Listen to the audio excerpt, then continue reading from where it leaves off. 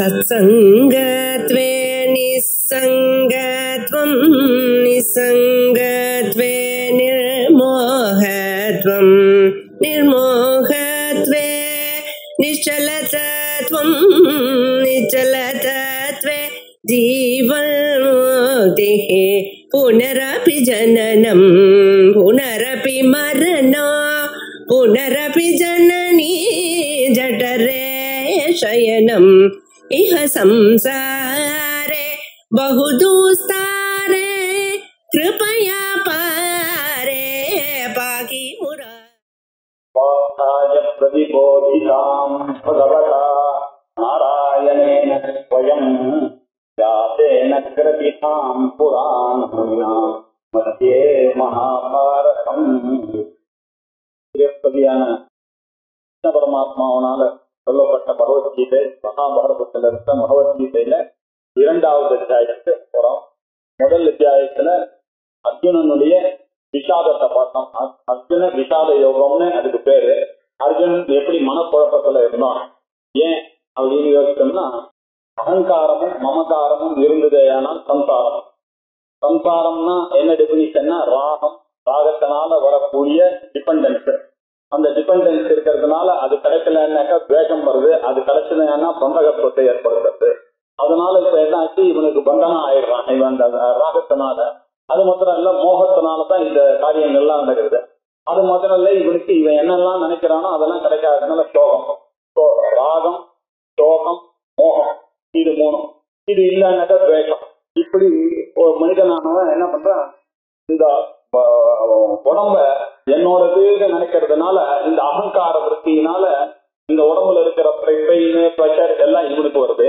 அதே மாதிரி மமகாரத்தினால வெளியில இருக்கக்கூடிய பிளஷர்ஸ் பெயின்ஸ் எல்லாம் இவனுக்கு வருது. வெளியில இருக்கக்கூடியதெல்லாம் என்ன அப்படின்னா, புத்திரேஷனா, வித்தேஷனா, லோகேஷனா, அப்படி இதெல்லாம் மமகாரத்துக்கு சேர்ந்தது.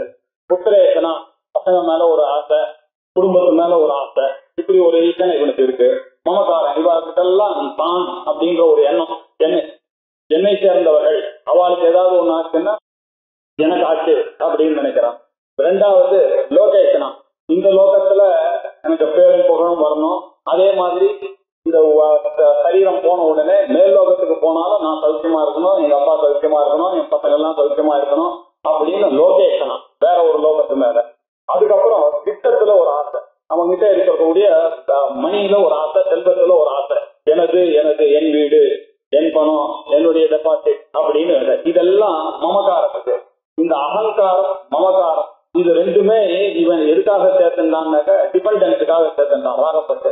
இந்த டிபெண்டன்ஸால சேர்க்கும் போது என்னாச்சு, அதெல்லாம் இவனுக்கு சரியா ஃபேவரபிளா இருக்கிற வரைக்கும் வண்டி ஓடும். ஃபேவரபிளா இல்லைன்னா சோகம் வருது, ஃபேவரபிளா இல்லைன்னா கோபம் வருது. காமம், குரோதம், லோபம், மோகம், மதம், மாஸ்டர்னு இந்த கடூர்மிகள் இவனை போட்டு தாக்குறது. இப்படி தாக்குறவன் இந்த சம்சாரத்துல மாட்டிட்டு குழப்பத்தை அடையிறான். இந்த குழப்பத்துல அடையிறவன் தான் மனிதன். அந்த மனிதனா நம்மளுக்கு ரெப்ரசன்ட் பண்றதுக்காக தான் இங்க அர்ஜுனன் பின்னாடி வர போற சொல்ல போற. அர்ஜுனனை நிமித்தி கிருத்திய அர்ஜுனனுக்கு சொன்னா அர்ஜுனனை முன்னாடி வச்சு சொன்னான். ஆனா அவர் அர்ஜுனனுக்கு சொல்லல, நம்மளுக்கு தான் சொன்னான் அப்படின்னு சொல்ல போறாரு. இப்ப அடுத்ததா அந்த அர்ஜுனன் எப்படி விசாதத்தை அடைஞ்சான்றதை பார்த்தோம். தன்னுடைய ஓன் கசின்ஸ் எல்லாம் 100 பேரும் அவ எதிர்க்க இருக்கா. குரு இருக்கார், அப்புறம் ஆச்சாரியனான துரோணர் இருக்கார், கிருபாச்சாரியா இருக்கார், தோல்ல போட்டு வளர்த்த பீஷ்மாச்சாரியா இருக்கார். இவாளோட நான் எப்படி போர் புரிவேன், இவாளோட நான் பண்ணேன்னாக்கா அப்படி ஒரு ராஜ்யம் எனக்கு வேண்டவே வேண்டாம் அப்படின்னு சொல்லிட்டு கையில இருக்கக்கூடிய வில்லையும் அம்பையும் கீழே போட்டுட்டான் அப்படின்னு இந்த அத்தியாயமானது முடிஞ்சிச்சு. ஏவம் உக்த்வா அர்ஜுன சங்கே ரதோபஸ்தௌ பாதிசதே விக்ருத்ய சகரம் சாபம் சோக சம்விக்ன மானசா. சோக சம்விக்ன மானசா, சோகத்தினால வியாக்குலமான சித்தனாக இருந்து கொண்டு அவன் கையில இருக்கக்கூடிய அம்பையும் இதையும் போட்டுட்டு அந்த தேர்தட்டில போய் உட்கார்ந்துட்டான். இவாளோட நான் எப்படி நான் சண்டை புரிவேன் அப்படின்னு. அதனுடைய கண்டினியூவேஷன் இப்ப பார்க்க போறோம். இந்த 2வது அத்தியாயத்துக்கு சாங்கிய யோகம் அப்படின்னு பேர் வச்சார். சாங்கிய அப்படின்னா சாங்கிய சாஸ்திரம்னு ஒண்ணு இருக்கு. அந்த சாங்கிய சாஸ்திரத்தோட இதை கன்ஃபியூஸ் பண்ணிக்கூடாது. அது நம்பர்ல இருந்து வந்தது அந்த சாங்கியன்றது. 24 தத்துவங்களை சொல்லக்கூடிய பிரகிருதி புருஷன் அப்படின்னு சொல்லக்கூடிய 24 தத்துவங்களை வச்சுட்டு கபில முனிவர் எழுதின சாஸ்திரத்துக்கு பேரு சாங்கிய சாஸ்திரம் பேரு. ஆனா இங்க பகவான் என்ன பண்றாரு, அந்த சாங்கியன்ற பதத்தை ஞானம் அப்படிங்கிற அர்த்தத்திலேயே யூஸ் பண்ணியிருக்காரு. கீதையை பொறுத்த வரைக்கும் சாங்கியம் அப்படின்ற பதத்துக்கு என்ன அர்த்தம்னா ஞானம். சாங்கிய யோகம்னாக்க ஞான யோகம் அப்படிங்கிற அர்த்தம். பரமார்த்த தத்துவ நிரூபணம் ஞானம் சாங்கியம் அப்படின்னு ஆச்சாரியால் இதுக்கு டெபினிஷன் கொடுத்தார். இந்த சாங்கியத்துக்கு சாங்கியம்னா என்ன, பரமார்த்த தத்துவ ஞானம், நிரூபணம் செய்யக்கூடிய ஞானம் எதுவோ அதுதான் ஞானம். தத் விஷயா புத்தி சாங்கிய புத்தி, தத் விஷயா யோகா சாங்கிய யோகா. இப்படி அந்த விஷயமா இருக்கக்கூடிய யோகத்துக்கு பேரு சாங்கிய யோகம் அப்படின்னு பேரு. இவர் என்ன பண்ண போறார், சாஸ்திர யோகத்தை எப்படி ஆரம்பிக்கிறது அப்படின்னா, அசோச்சியானந்தோச்சத்துவம் பாஷதே கதாசூன கதாசூச்ச நானுசோச்சந்தி பண்டிதா அப்படின்னு ஆரம்பிச்சு இதுல 32வது ஸ்லோகம் வரைக்கும்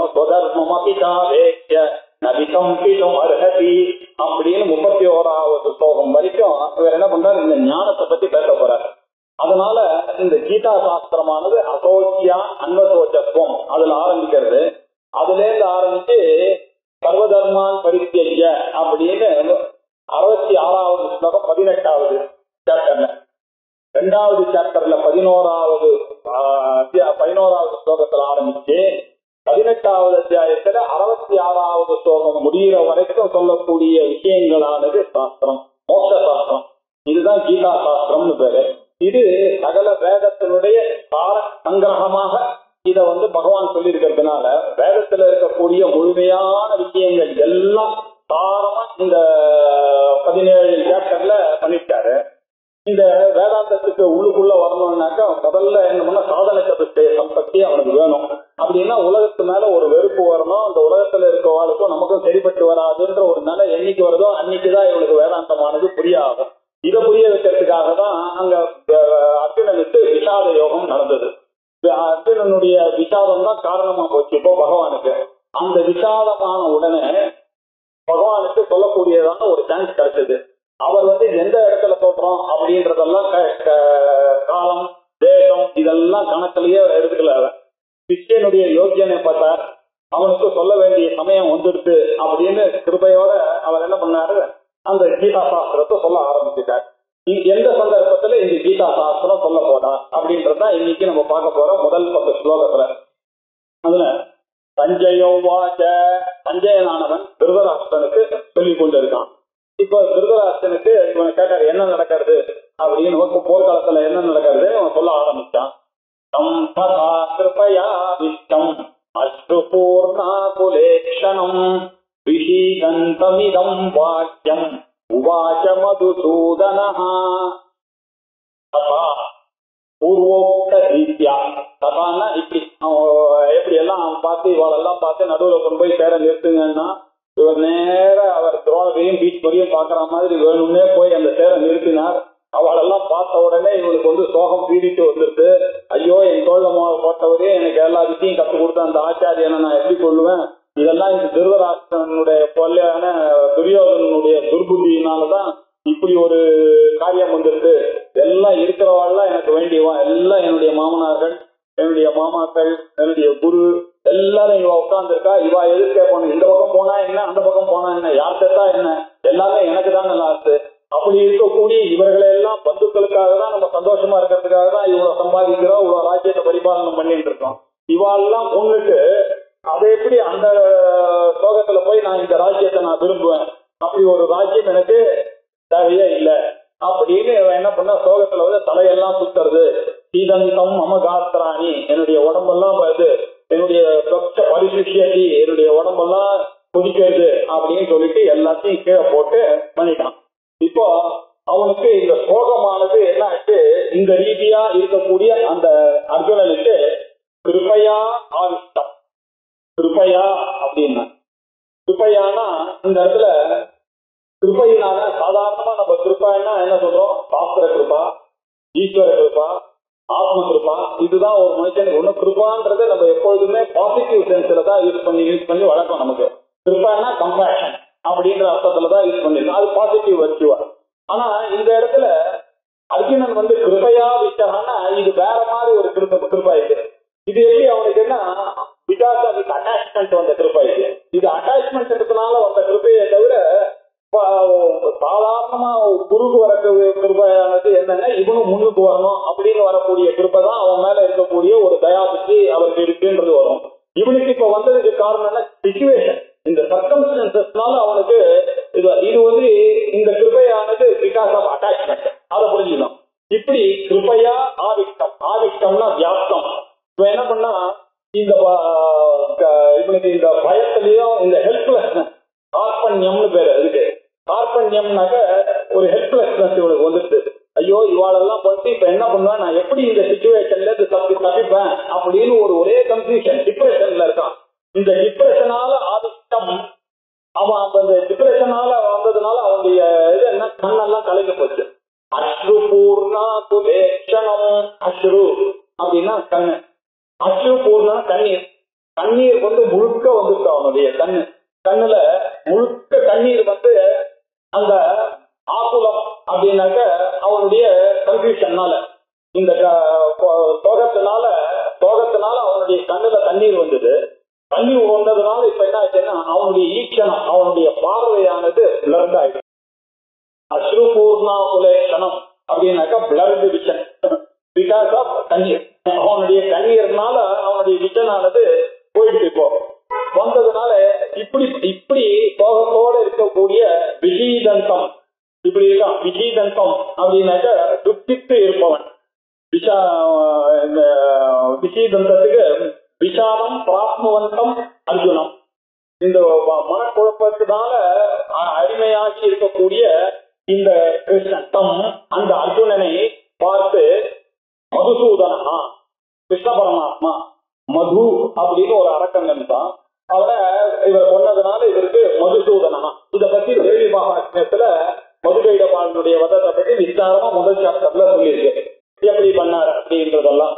இப்படி மதுசூதன, மது அப்படின்னாக்கா அந்த அரக்கனுடைய பேரு, சூதனன்னா அதை கொன்னவர், மதுசூதனான கிருஷ்ண பரமாத்மா அப்படின்னு அர்த்தம். இந்த மதுசூதனானவர் தம் இப்படி விஷீதந்தம் அர்ஜுனம் அவனை பார்த்து இதம் வாக்கியம் உவாச்ச, இந்த வாக்கியத்தை சொன்னார். எந்த வாக்கியத்தை சொன்னார் அப்படின்னா, ஸ்ரீ பகவான் உவாச்ச உதத்வா கஷ்மலமிதம் விஷமே சமுபஸ்திதம் அநார்யஜுஷ்டமஸ்வர்க்யம் அகீர்த்திகரமர்ஜுன. உதத்வா கஷ்மலமிதம் விஷமே சமுபஸ்திதம். விஷமே அப்படின்னாக்க சரியான நேரத்துல வரக்கூடிய தாட்ஸ் எல்லாம் கரெக்டான தாட்ஸ். இது எப்படி வந்ததுன்னா சரியான நேரத்துல வரல, விஷமமான ஒரு நேரத்துல வந்துருக்கு. அப்படின்னா அயோக்கியமான ஒரு சமயம். பேட்டில் ஃபீல்டுக்கு வந்திருக்கான், உள்ள வரும்போது ஷூ லேஸ் போடும் போது இவனுக்கு தெரியாதா, ட்ரெஸ் போடும் போது தெரியாதா, இந்த வாருக்கு வேண்டிய கவச்சங்கள்லாம் போடும் போது தெரியலையா, அவன் பாட்டுக்கு அங்க வரும்போதெல்லாம் ரொம்ப குச்சியா வந்துட்டு திடீர்னு இங்க வந்து கலங்குறான்னாக்க இது எதை காமிக்கிறது, ஒரு சத்திரியனுடைய காரியமே இல்லை இது. அப்படி இருக்கக்கூடிய அவன் அவன் சொன்னதெல்லாம் ரைட்டு மாதிரி நம்மளுக்கு தோணிட்டு, ஆமா ஐயோ லேடிஸ் அதெல்லாம் கட்டி போயிடுவாள், அப்புறம் வர்ணசங்கரம் வந்துருத்தோம்னா அப்பாக்கெல்லாம் பிண்டம் கிடைக்காது, உலகம் கிடைக்காது, எப்படி தர்ப்பணம் எல்லாம் பண்ணுவான், இப்படி எல்லாம் கேட்டதெல்லாம் நியாயம் மாதிரி இருந்தது. ஆனா ஒண்ணு கவனிக்கணும், அதெல்லாம் கிருஷ்ண பரமாத்மா ரசிக்கல. யார் யார் எதை பேசணுமோ அவன் தான் பேசணும். ஸ்ருதி ஸ்மிருதி எல்லாம் பார்த்து படிக்க கூடிய அந்த பெரியவா உலகத்தை பத்தி இப்படி எல்லாம் கவலைப்பட்டா அது நியாயம். இவன் சத்திரியனா இருந்துட்டு இவனுடைய வேலை என்ன, போர் புரியறதுக்காக வந்தவன். அங்க இதுக்கெல்லாம் முன்னாடியே தெரிஞ்சுதான் பரவாயில்ல, இங்க எல்லாரையும் பார்த்துட்டு கலங்குறதுன்றது அவர் பிடிக்கல அவருக்கு. என்ன இப்படி எப்படி செய்ய வேண்டிய தர்மத்தை செய்யாம வேற ஏதோ ஒரு தர்மத்தை இவன் ஃபாலோ பண்றான். இதெல்லாம் சிஸ்டர்கள் கவலைப்படுவா, பிராமணா கவலைப்படுவாங்க. இவன் அதெல்லாம் கவலைப்பட்டானாக்கா அவன் சத்திரியனா இருக்கவே முடியாது. அவனுடைய வேலை என்ன, வீர சொர்க்கம் அடையிறதுதான் இவனுடைய ஒரே வேலை. எதுக்கு சத்திரியனா பிறந்திருக்காங்கன்னா அநியாயத்தை தட்டி கேட்கணும். ஒரு பிரச்சனைன்னு வந்ததுன்னா எல்லாரும் ஒரு முடிவு எடுத்தாங்க, அதுக்கு கட்டுப்படுத்தி அதுக்கப்புறம் பின்வாங்கிறதுன்றது சரியான ஒரு நடவடிக்கையே இல்லை. அப்படி இருக்கக்கூடிய இவன் இந்த சமயத்துல போய் அயோக்கியமான சமயம், இது யோக்கியமான ஒரு நேரம் கிடையாது. விஷமே கஷ்மலம், இவருக்கு இந்த மனக்கலக்கம் வியாக்குலமானது என்னமா வந்தது, இது யாருக்கு வரும் தெரியுமா, அனார்யம், அனார்ய யுத்தம். இதெல்லாம் யாருக்கு வருது அப்படின்னாக்க ஆர்யா அப்படின்ற பதத்துக்கு அர்த்தம் பார்க்கணும். ஆர்யான்ற பதத்துக்கு அர்த்தம்னா சர்வோத்தமன்ற அர்த்தம். வசதியான குலத்துல பிறந்தவன், நல்ல எண்ணங்களை வைத்துக் கொண்டிருக்கிறவனுக்கு பேர் தான் ஆரியன்னு பேரு. அப்படின்னா சிரேஷ்ட குல உற்பன்னா ஆர்யா அப்படின்னு சொல்லியிருக்கு. சர்வோத்தமா ஆரியன்னு நம்ம இவாள்லாம் சொல்ற மாதிரி ஆரியன் திராவிடன் அப்படின்றதெல்லாம் இல்ல. இவாள்லாம் ஆப்கானிஸ்தான் கைபர் போனதுல இருந்து வந்து செட்டில் ஆயிட்டாங்க இவங்க.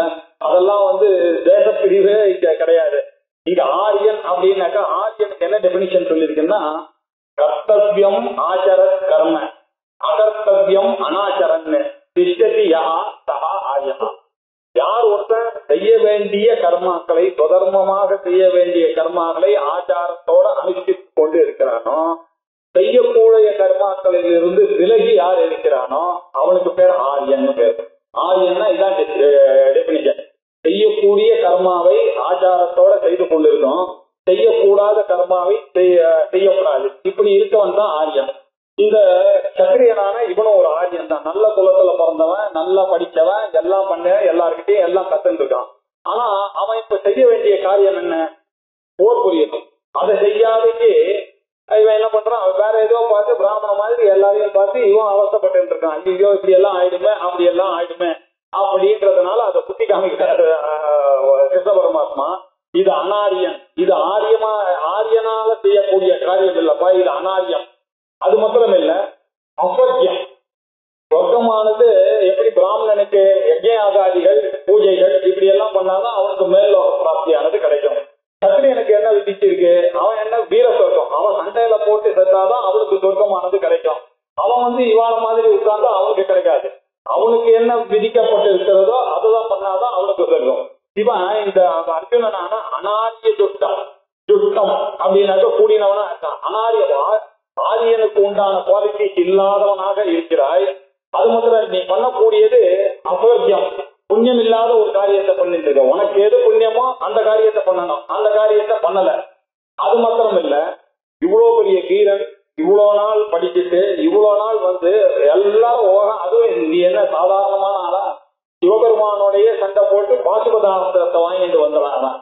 அதுக்கப்புறம் காண்டவனத்துல இந்த நிவாத கவச்சாலோட சண்டை போட்டு ஜெயிச்சு அக்னி கிட்டேந்து அந்த காண்டிபம் வில்ல வாங்கினவன்.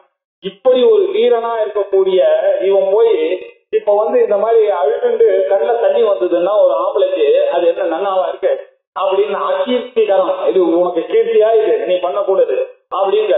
ஆனால் யஜுஷ்டமஸ்வர்யம் அகீர்த்திகரம் அர்ஜுனா உனக்கு விஷமே இந்த ஒரு இடத்துல இதம் அனாரிய யுஷ்டம், ஆரியனால ஃபாலோ பண்ணக்கூடியதாகவும் அஸ்வர்யமாகவும் அகீர்த்திகரமாகவும் இருக்கக்கூடிய இந்த கஷ்மலம், இந்த மனக்குழப்பம். கஷ்மலம்னா இம்பியூரிட்டின்ற அர்த்தம். இந்த இடத்துல இம்பியூரிட்டினா என்ன அர்த்தம்னா மென்டல் இம்பியூரிட்டி. இவனுக்கு வந்து டிப்ரெஷன் வந்துருச்சு. அந்த டிப்ரெஷனை சொல்றாரு. இந்த டிப்ரெஷன் குதஹா, உனக்கு எப்படி குதஹா சமபத்தி, உனக்கு எப்படி இந்த மாதிரி ஒரு எண்ணம் வந்தது? எனக்கு ஆச்சரியமா இருக்கு. உன்ன மாதிரி இப்போ ஒரு வீரனா இவ்வளவு நாள் நான் உன் கூட பார்த்திருக்கேன், நீ போய் கன்ஃபியூஸ் ஆகி என்னன்னா இருக்கும். எந்த சமயத்துல ஆக்ட் பண்ணாமோ அந்த சமயத்துல ஆக்ட் பண்ணாம இருந்தனாக்க உனக்கு எங்கேருந்து வந்தது இந்த டிப்ரெஷன் அப்படின்னு கேட்டார். கேட்டு அவனுக்கு கோபமா ஒரு வார்த்தையை யூஸ் பண்றாரு. க்ளைப்யம் மாஸ்மகமப்பாட்ட நயே தத்வை உபபத்யதே சுத்ரம் ஹிருதய தௌர்பல்யம் யத்வா உத்திஷ்ட பரந்தப. பரந்தப அப்படின்னு கருத்துல கூப்பிடுறாரு. எதிரிகளை தவிக்க செய்ய வேண்டாம். ஒரு சத்திரனுடைய வேலை என்ன? உன் கூட ஒருத்தன் எதிர்க்க கூட சண்டை போட்டவன்னா அவன் அப்படியே கொதிக்க வேண்டாம், அவனை வந்து தவிக்க செய்யணும். ஐயோ ஐயோ இவங்கிட்ட போய் மாட்டிட்டேன்னா அவன் பண்ணணும். இதுதான் உன்னுடைய ரோல். இதை விட்டுட்டு இவன் போய் ஆசிரமம் நடத்துற மாதிரி உட்கார்ந்து எல்லாருக்காகவும் கவலைப்பட்டு உட்கார்ந்து இது என்ன காரியம் இது? பரந்தப கிளைபியம் மா கமஸ்ம அப்படின்னாரு. கிளைபியம் அப்படின்னா கிளீப பாவம். கிளீப பாவம் பௌருஷ ராகித்யம். கிளைபியம் வேடி மாதிரி என்ன இருக்கான், ஒரு புருஷனுக்கு இருக்க குவாலிட்டியே இல்லையே. ஒரு மேஸ்கலின் மைண்டோட இருக்கிறவன் ஒரு காரியத்தை எடுத்தான்னா அதை முடிக்கிற வரைக்கும் உட்கார்ந்தா நடுவுல என்ன காரியம் பண்ணா என்னன்றத அந்த கமிட்மெண்ட் வேண்டாமா? அது இல்லாதீங்க. இவன் ஒரு புருஷனுக்கு இருக்கக்கூடிய அந்த மென்டல் எபிலிட்டி இல்லாத நீ இருக்க. அதனால இவனுக்கு கிளீபன்னு திட்டுவார். இவனை கிளைபியம் அப்படின்னாக்கா இந்த வேடித்தனத்தை மா கமஸ்ம, இது உனக்கு வரவே கூடாதேப்பா. இது எப்படி வந்தது? பார்த்தா இது எப்படி இந்த பேடித்தனம் உனக்கு வந்தது? ஏதத்து தொய் உபபத்தியத்தை, இது உனக்கு வரலாமா? பொருந்துமா? ஏதத்து தொய் உபபத்தியத்தை, உனக்கு போய் இந்த மாதிரி வரலாமா? அதுவும் நீ எப்படிப்பட்ட ஆளு? எங்கெல்லாம் போய் சண்டை போட்டுக்க. விராட ராஜாவோட போகும்போது இதே துரியோதனன் என்ன, இதே கர்ணன் என்ன, இவெல்லாம் வந்திருக்கா. ஜெயதிரதன் என்ன, பீஷ்மாச்சாரியார் வந்திருக்கார், துரோணர் வந்திருக்காரு. அப்ப நீ ஜெயிச்சுட்டு வரல உத்தரகுமாரனோட போகும்போது இவாளை பார்த்து நீ பயப்பட முடியுமா? இப்ப போய் அன்னைக்கு எங்க போச்சு உனக்கு? இதே சண்டை அன்னைக்கு போட்டு வந்தல அவனை காப்பாத்துறதுக்குன்னு வரும்போது ஏன்னா அவன் இதெல்லாம் யோசிக்கல. அப்போ அந்த உத்தரகுமாரன் கூப்பிட்டான், நான் இருக்கேன், நீ கவலைப்படாத, தேர் ஓட்டிட்டு வரேன் அப்படின்னு. இவன் நேர பிரகந்தலையா போனா, போய் தேர் ஓட்டிட்டு போய் அவனுடைய காண்டிபத்தை போய் ஒரு மரத்துல இருந்து எடுத்துன்னு போய் எல்லாரையும் பண்ணிவிட்டாரு. அது பண்றதுக்கு முன்னாடி என்ன பண்ணான் அப்படின்னா, இங்கேருந்து ஒரு அம்பு போட்டான். அந்த அம்பானது நேர போய் பீஷ்மரனுடைய காலையும் துரோணரனுடைய காலையும் போய் நமஸ்காரம் பண்ணிட்டு வந்தது. இத பார்த்தவொடனே பீஷ்மரும் துரோணரும் கண்டுபிடிச்சிட்டாங்க. ஆஹா, இவனுக்கு யாரு சப்போர்ட் வரான்றது. ஏன்னா இவன் அஜான வசத்துல இருக்கான, அவளுக்கு மொத்தம் அது தெரிஞ்சிட்டு. ஏன்னா முதல்ல நமஸ்காரத்தை பண்றான். இவன் சண்டை இவாளோட தான் போட போறான். ஆனா நமஸ்காரம் பண்ணிட்டு அவளை ஜெயிச்சு உத்தரகுமாரனோட வீட்டுக்கு வந்துட்டான், ஜெயிச்சுட்டு. இது கவலைப்படாதுன்னு. அப்படி விராட தேசத்துல நீ இப்படி எல்லாம் கோபம் பண்ணிருக்க. சிவபெருமானோட போய் சண்டை போட்டு பன்றியா வரும்போது சண்டை போட்டு அவர்கிட்ட பேசி பாசுபதம் எல்லாம் வாங்கி வந்திருக்காரு. இப்படி எல்லாம் இந்திரனோட போய் இருந்து ஒரு வருஷம் இருந்து அந்த போய் அந்த கந்தர்வ கீதை எல்லாம் அங்கேருந்து கத்துட்டு வந்து இவ்வளவு பெரிய வீரனா இருக்கக்கூடிய உனக்கு இப்ப போய் இந்த கண்ணுல போய் தண்ணியோட இங்க உட்கார்ந்து இருக்கிற இந்த கிளைசியமானது, இந்த வேடித்தனமானது நான் உபபத்தியது பொருந்துமா உனக்கு? கொஞ்சம் யோசிச்சு பார்க்க வேணாமா அப்படின்னு கேட்கிறாரு. உனக்கு நான் உபபத்தியத்தை, இது இது இந்த காரியம் உனக்கு சரியாக பொருந்தவே பொருந்தாதுப்பா. சுத்திரம் ஹிருதய தௌர்பல்யம், இந்த உன்னுடைய ஹிருதயத்துல இருக்கக்கூடிய இந்த துர்பலம் இருக்க பத்தியா, இந்த டிப்ரெஷன், இது சுத்திரமானது, ரொம்ப நீச்சமான காரியம் இது. அது ஒரு சத்திரியனுக்கு போர்க்களத்துல வரவே கூடாது. அது சுத்திரமான ஒரு விஷயம். இந்த தௌர்பல்யம்ன்றது சத்திரியனுக்கு துர்பலமாவது, அது ஒட்டவே கூடாது. பாக்கி பேருக்கெல்லாம் சொல்லிக்கலாம், நம்மளாம் சொல்லிக்கலாம், எனக்கெல்லாம் அவ்வளவு பலம் இல்லப்பா, நான் சண்டை போட முடியாது. ஒரு சத்திரியா அந்த வார்த்தையை எப்பொழுதும் எந்த சந்தர்ப்பத்திலையுமே சொல்ல முடியாது. அப்படிப்பட்ட நீ சுத்தமான ஹிருதய தௌர்பல்யம், இந்த உனக்கு துர்பலமானது எப்படி வந்தது? இத முதல்ல ஜெட்வா ஒழிச்சு கட்டு, இத தியாகம் பண்ணு. ஜெட்வா உத்திஷ்ட எழுதுரு அப்படின்னாரு. இங்க உத்திஷ்ட அப்படின்றதுக்கு நிறைய சுவாரஸ்யங்கள் நிறைய பெரியவாள்லாம் பண்ணிருக்காங்க. அவன் உத்திஷ்டத ஜாகிரத பிராப்தியவரான் போதத அப்படின்னு கட்டோபனிஷத்துல சொல்லுது. உத்திஷ்ட அவேகன், இந்த இந்த மண்டைன் வேர்ல்டுல இருக்கக்கூடியதை வச்சுட்டு நீங்க சோகத்திலையும் மோகத்திலையும் மூழ்கிட்டு இருக்காதீங்க, இதுல இருந்து வெளியில வாங்க, வேதாந்தத்துக்கு வாங்க அப்படின்னு அங்க சொன்னார். அதே மாதிரி இவர் இவ்வளவு சொல்றாரு, இது போதும், இந்த சம்சாரத்துல மாட்டிட்டு நீ தவிக்காத, சோகம் மோகம் இதெல்லாம் வேண்டாம். சோகம் ராகம் மோகம், இது மோகம் தான் சம்சாரம், இதுல இருந்து இதுதான் தூக்கம் அப்படின்றது. இதென்ன பேருறக்கம் எழுதிராய் அப்படின்னு ஆண்டாள் சொன்னது இதுதான். இது என்ன பேருறக்கம்? இந்த சம்சாரத்துல போய் நீ மாட்டின்றீங்க. உத்திஷ்ட, உத்துனா மேல் நோக்கி, திஷ்டன நில்லு, மேல் நோக்கி நில்லு அப்படின்னா என்ன? இந்த இந்த சம்சாரத்துல இருந்து முதல்ல வெளியில வா. இது டோன்ட் ஹேவ் எனி அட்டாச்மெண்ட், அட்டாச்மெண்ட்னாலதான் உனக்கு இந்த புத்தி எல்லாம் வந்தது அப்படின்னு தெக்வா உத்திஷ்ட பரந்தப அப்படின்னா கிளைத்தியம் மாஸ்மகம பார்த்த, பார்த்த கிளைத்தியம் மா கமஸ்ம, இந்த இது உனக்கு வரவே கூடாது, இந்த பேரித்தனம் உனக்கு வரக்கூடாது. ஏதத் பொய் உபபத்தியத்தை, இது உனக்கு கொஞ்சமும் பொருந்தாது. சுத்திரம் ஹிருதய தௌர்பல்யம் தெக்வா, இந்த நீச்சமான துர்பலமான உன்னுடைய எண்ணத்தை தெக்வா தியாகம் பண்ணி என்ன பண்ணணும்? தெக்வா அப்படின்னாக்க தெக்வா என்ன பண்ணணும்? உத்திஷ்ட எழுதுரு, போருக்கு எழுதுரு.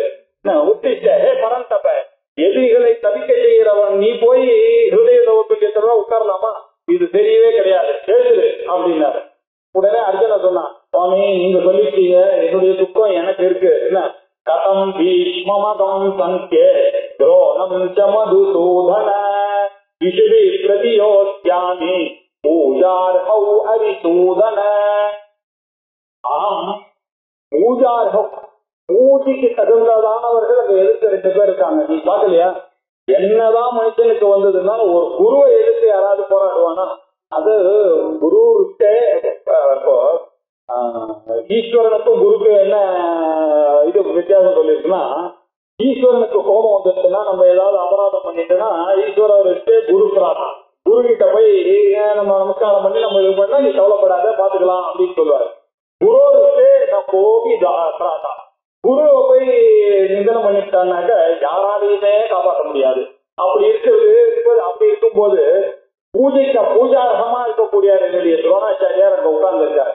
பீஷ்மர் எனக்கு குருன்னாக்கா அவர் தான் குரு. எங்க தாத்தா எப்படி எல்லாம் வளர்த்தாரு, சின்ன வயசுல இருந்து எல்லாம் சொல்லி கொடுத்து அர்ஜுனன் மேல ரொம்ப பிரியம் அவருக்கு. அப்படி வளர்த்த ரெண்டு பேரும் எதிர்க்க உட்கார்ந்து இருக்காங்க. கதம் அகம் பூஜார்ஹௌ பீஷ்மம் துரோணம். இந்த பீஷ்மரையும் துரோணத்தையும் சஞ்சே இந்த யுத்த காலத்துல கதம் விஷுபிகி பிரதியோசியாமி, இந்த அம்புகளை கொண்டு அவளை எப்படி நான் அவா பிரதி எப்படி யுத்தம் பண்ணுவேன், பிரதியோசியாமி அவளோட எப்படி யுத்தம் பண்ணுவேன் நானு. எதிர்க்க இருக்கிறவா பீஷ்மரும் துரோணரும் உட்கார்ந்துருக்காரு, அவளை எடுத்துட்டு எப்படி இந்த அம்புக்கு போடுவேன் நானு அப்படின்னா. ஏன் அவ ரெண்டு பேரும் பூஜா முதல் வாக்கியத்துக்கு மதுசூதன அப்படின்னாரு, மதுவை கொண்டவர அப்படின்னு அட்ரஸ் பண்ணாரு கிருஷ்ண பரமாத்மாவை. ரெண்டாவது அரிசூதன, அரி அப்படின்னாக்க சத்ருக்கள், சத்ருக்களை கொண்டவர், எல்லா சத்ருக்களையும் கொல்லக்கூடியவரே. நான் எப்படி இவாளோட சண்டை போடுவேன், நீங்க சொல்லுங்க, கரெக்ட் தான் நீங்க சொல்றது, ஆனா என்னால எப்படி பண்ண முடியும்? அது மட்டும் இல்ல, எனக்கு ரொம்ப இன்னும் நீங்க சொல்ல எனக்கு இன்னும் கொஞ்சம் சோகம் தான் ஜாஸ்தியாகுது. குரு ஹத்வாசி மகானுபாவான் ஸ்ரேயோ கோப்தும் வைஷ்யமதீஹ லோகே அத்வார்த்த காமாஸ்து குருணிஹைவ புஞ்சீய போகான் உதிரம் பிரதிகான் மகானுபாவான் குருன் ஹத்வா. இப்படிப்பட்ட பெரிய மகானுபவங்களை உடையவர் மகானுபாவன். மகானுபாவன்னா பெரிய சிரேஷ்டமான ஒரு பெரியவர். சிஸ்டர் வேற அவர். சிஸ்டர்னா ஸ்ருதி எல்லாத்தையும் பார்த்தவர், தனுர்வேதங்கள் அர்த்த சாஸ்திரம் அப்படின்னு 14-18 வித்தையும் படித்தவர், எல்லாத்தையும் சொல்லிக் கொடுத்த பெரிய மகானுபாவனா இருக்கக்கூடிய அந்த துரோணரை அந்த கிருபாச்சாரியரையும் அகத்வா அவரை போய் கொன்னு என்ன குருன் அகத்வா. அப்படிப்பட்ட அவரை கொல்லாமல் இருக்கிறதுனால, அவரை போய் கொள்வாங்க யாராவது, அப்படி கொல்லாம இருக்கிறதுனால எனக்கு என்ன ஆகும்? தான் எனக்கு வரும். நீ சொல்ற மாதிரி எனக்கு ஒன்றும் பேடித்தனம் வராது.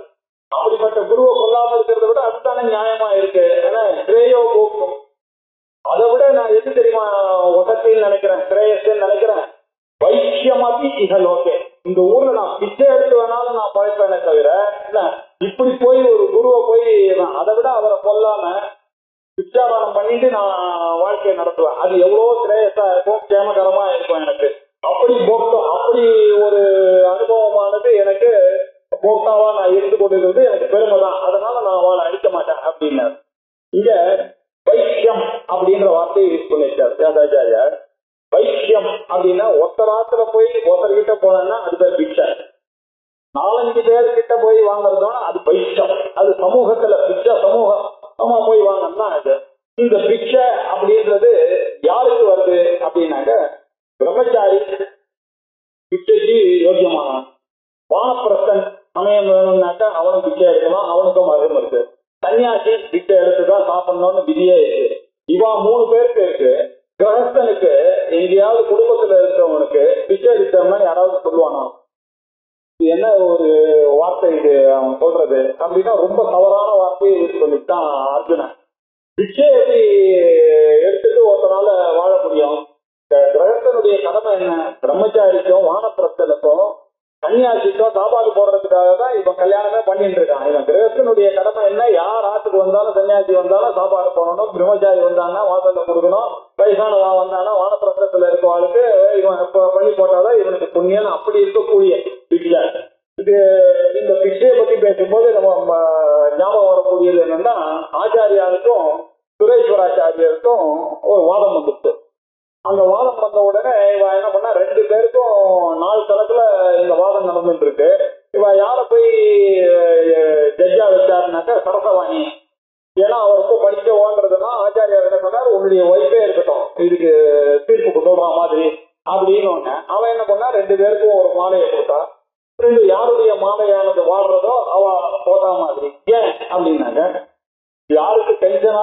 ஆர்கியூ பண்றானோ அவனுக்கு உடம்பு சூடாகும்.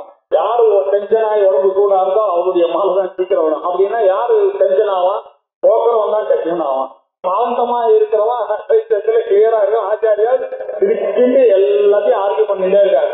இவர் கோபமா மீமாம்சதான் வசதி, இப்ப பூர்வ மீமாம்சதான் வசதி பண்ணிட்டே இருக்கிறதுனால இவருடைய மாலையானது பாடி போச்சு.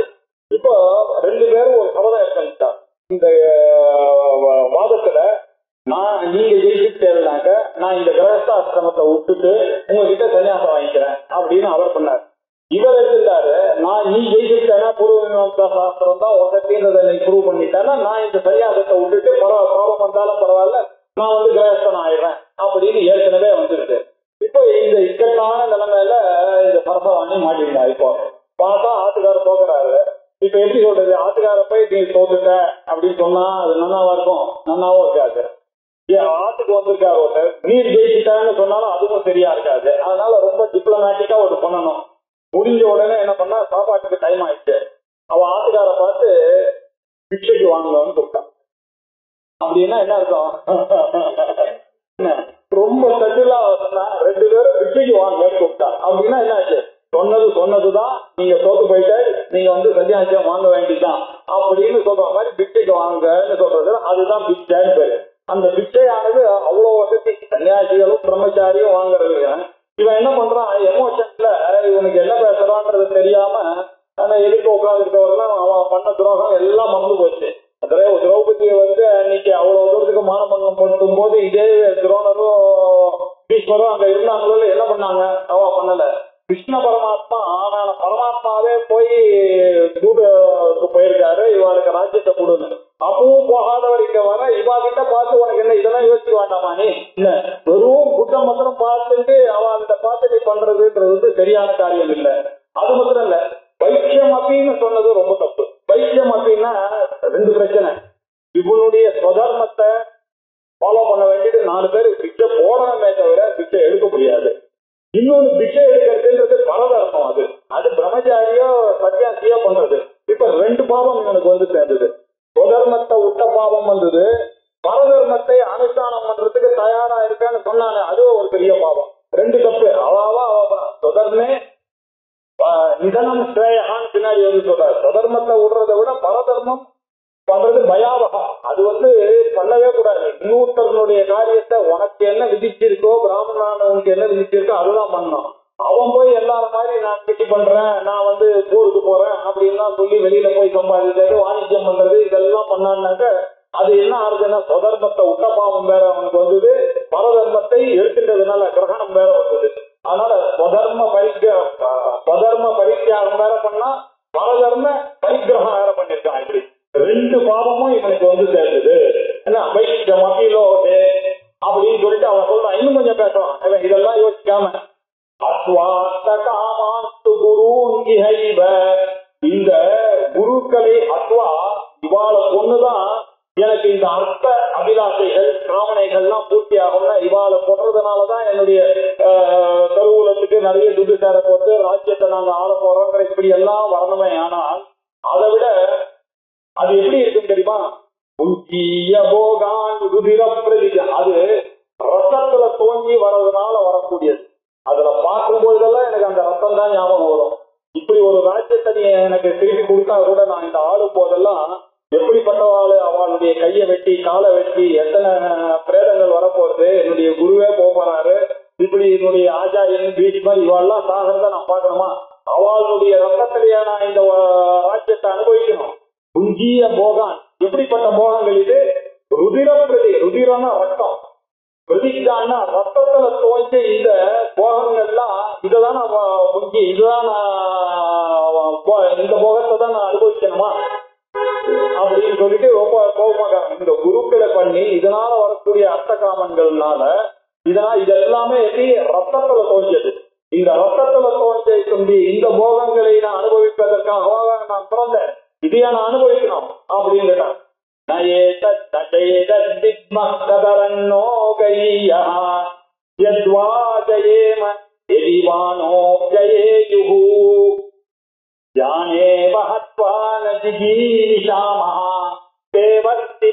பிரமுகே எதுவா ஜெயன. இந்த போர்ல இருந்து நாம ஜெயிக்கிறோமோ வச்சுப்போம், ஜெயிக்கிறோம்னு வச்சுங்க. எதிவா ஜெயன, ஒருவேளை ஜெயிக்கிறோம்னு வச்சுங்க, இல்ல ஒருவேளை தோக்குறோம். எதிவா என்ன ஜெயோ, நாங்க ஜெயிக்காம போறோம்னு வச்சுக்க. இப்ப என்ன ஆகும்ன்றது எனக்கு இப்ப புரியவே இல்லை. ஒரே கன்ஃபியூஷன்ல இருக்கேன். ஜெயிச்சா என்ன ஆச்சு, நான் பண்ணுவோம். ஆனா ருத்ரபிரதிஷ்டான் போகத்தை நான் அனுபவிக்கணும், அது தேவையில்லை. தோத்தானே ஆனா நான் போன நல்ல தோத்தானே. இது தோட்டம்னாக்க அந்த தோட்டம்ன்ற அக்கீர்த்திகரம் மாத்திரம் தான் வரப்போகுது. அப்படின்னு இதுல எனக்கு டிசைடே பண்ண முடியல. நம்ம என்னத்துக்காக இங்க இவாளோட சண்டை போடணும்? ஜெயிக்கிறதுக்கா ஜெயிக்காம இருக்கிறதுக்கா? இருந்தாலும் ஒரே கன்ஃபியூஷன்ல இருக்கேன் நானு. எப்படி இருந்தாலும் ப்ராப்ளமா இருக்கு. ரெண்டு பக்கமும் போக முடியல எனக்கு. இப்படி போனா அவளை பண்ண பாருங்க, இப்படி போனான்னாக்க என்னுடைய சுதர்மம் போச்சு. இப்படி ரெண்டுத்துக்கும் நடுவுல மாட்டிட்டு இருக்கேன். கதரன்னோ கலியா ஆப்து போர்ல ஜெயிக்கிறதோ தோக்கிறதோ ஆப்து கதரன்னாக்கா ஆப்து கலியா எது வசதி நச்சே வித்மா. இது எனக்கு புரியலையே. எதுவா ஜெயேம எதிவா ஜெயு ந வித்மஹா கதரன்னோ கலியா, இதுல எது வசதின்றது என்னால புரிஞ்சு கொள்ள முடியும். அது மட்டும் இல்ல, யானே மகத்வான ஜீவிஷாமஹா, யார கொன்னு நம்ம வாழக்கூடாதுன்னு நினைப்போம். யாரையாவது தொந்தரவு பண்ணி நம்ம வாழணும்னு நினைப்போமா?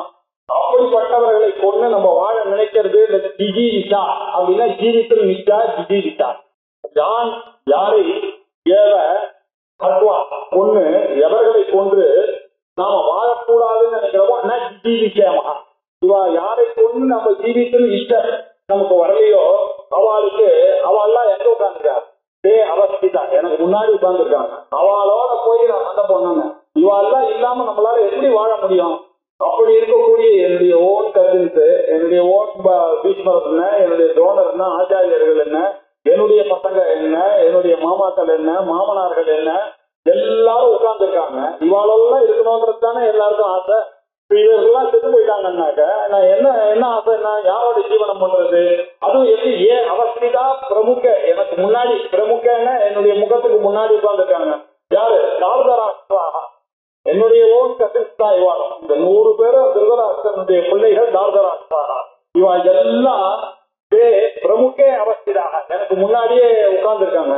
நான் யாரோட ஜீவிக்கணும்னு ஆசைப்படுறேனோ அது இல்லாதீங்க இவாளை போய் நான் சொன்னேன்னாக்க இது என்ன எனக்கு லாபம் அப்படின்னு இவன் கேட்கிறான். யானே மகத்வா ஜீவிஷா, இவாளை கொண்டு ஜீவிக்கணும்ன்ற ஆசை நான் படவே மாட்டேன். யாரை கொண்டு? அவஸ்திதா பிரமுகே தார்தராஷ்டிரா. இந்த திருதராஷ்டிரனுடைய பிள்ளைகளான 100 பேரும் அவளுடைய உறவினர்களோட சேர்த்து என் முன்னாடி உட்கார்ந்துருக்காள.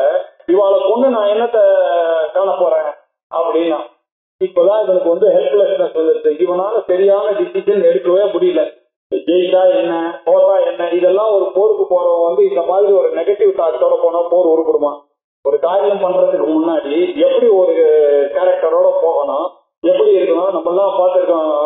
ஆண்டனி கிளியோபாட்ராலாம் எப்படி ஒரு வார் ஸ்பீச் கொடுத்தாருனாக்க எல்லாரும் தான் எழுந்து போனோம். இவர் என்ன பண்ணாருனாக்க தோந்து போய் நான் ஜெயிச்சா என்ன, தோத்தா என்ன அப்படின்னா கிருஷ்ணபுரம் ரொம்ப கடுப்பா இருக்காரு. இவன் பேச பேச அவர் வாயே திறக்க மாட்டேன்றாரு. ஏன்னாக்க இப்ப பிராஞ்சியம் மாதிரி பேசிட்டு இருக்கான், எல்லாம் தெரிஞ்ச மாதிரி இவன் பேசிட்டு இருக்காருன்னு அவர் பார்த்துட்டு இருக்காரு. அவரு காத்மன்யதோஷோபஹதஸ்வபாவா பிரித்வாமித்வாம் கர்ம சம்மூடசேதாஹ யக்ரேயஸ்யாத் நிச்சிதம் ப்ரூஹி தன்மே சிஷ்யஸ்தேஹம் சாதிமாம் த்வாம் பிரபன்னம். கார்பண்ய தோஷத்தினால அபகத சுபாவா, அபகதகான அதனால சூழப்பட்ட மனசு இவனுக்கு. கார்பண்ய தோஷம் அப்படின்னாக்க கார்பண்யம்ன்றதுக்கு டிக்ஷனரி மீனிங் பார்த்தா லோபி, என்ன கஞ்சன், ஏழ்மை, கல்யாணா இருக்கிறவன், வேடித்தனம் உடையவன், இரக்கமே ஆத்ம ஞானத்தை கூட பெறக்கூடத்துக்கு லாயக்கில்லாதவன்னு ஒரு அர்த்தம் இருக்கு. அது தனியா அர்த்தம், இது தனியா நம்ம தனியா கவனிக்க வேண்டியது. யாரு உபயோகிப்பார்களோ அவெல்லாம் கார்பண்ய தோஷம் சொல்றது.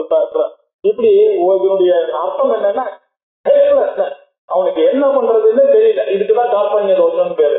இந்த கார்பண்ய தோஷத்தினால இவனுக்கு என்ன பண்றதுன்னு தெரியறதுனால இவனுடைய சுபாவமானது, இவனுடைய கேட்டவமானது இதனால வந்துருது. அதனாலதான் கேட்கிறேன் பிச்சானித்வம். அதனாலதான் உங்ககிட்ட கேட்கிறேன், பெரியவரே கிருஷ்ண பரமாத்மாவே உங்களுக்கு தர்ம சம்மூட சேதா, என்னுடைய தர்மமானது என்ன அதர்மம் என்ன அப்படின்றதே எனக்கு தெரியாம போயிட்டு. ஏற்கனவே மகாபாரதத்துல தர்மம் என்ன அதர்மம் என்னன்றதெல்லாம் ரொம்ப புரிஞ்சுக்கிறது கஷ்டம். இவர் கிருஷ்ண பரமாத்மா ஆயுதம் இல்லாத இருக்கிறவரை போய் அடின்னு ஒரு சமயத்துல சொல்லுவாரு. இப்ப இவனுக்கு சந்தேகம் வரும், ஐயோ இது அதர்மமாச்சே அப்படின்னு. அதுக்கு பின்னாடி காசு அவருக்கு தான் தெரியும், இவன் அப்பா ஒரு காலத்துல அப்படி பண்ணியிருக்கான், அதனால இது தர்மம் தான்.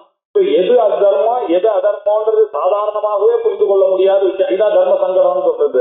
நம்ம எது தர்மம்னு நினைக்கிறோமோ அது ரொம்ப யோசிச்சு பார்த்தா அது அதர்மமா இருக்கும். நம்ம எது அதர்மம்னு நினைக்கிறோமோ அதுதான் உண்மையிலேயே தர்மமா இருக்கணும். இவனுக்கு இந்த கன்ஃபியூஷன் வேற சாதாரணமாவே எப்படி இருக்கு. இப்ப இவன் மைண்ட் வேற டிப்ரெஷன்ல இருக்கான். இவன் டிப்ரெஷன்ல இருக்கிறதுனால தர்ம சம்மூல சேதாக, தர்மமானது எதுன்றத தர்மமும் அதர்மம் நிர்ணய அசமர்த்தகா அப்படின்ட்டாரு. இவனுக்கு தர்மம் என்ன அதர்மம் என்னன்றத நிர்ணயம் பண்ணக்கூடிய சாமர்த்தியம் இப்ப போயிட்டு இருக்கு. இப்ப பிரச்சனையில வரும்போது அப்படித்தானே இருக்கு.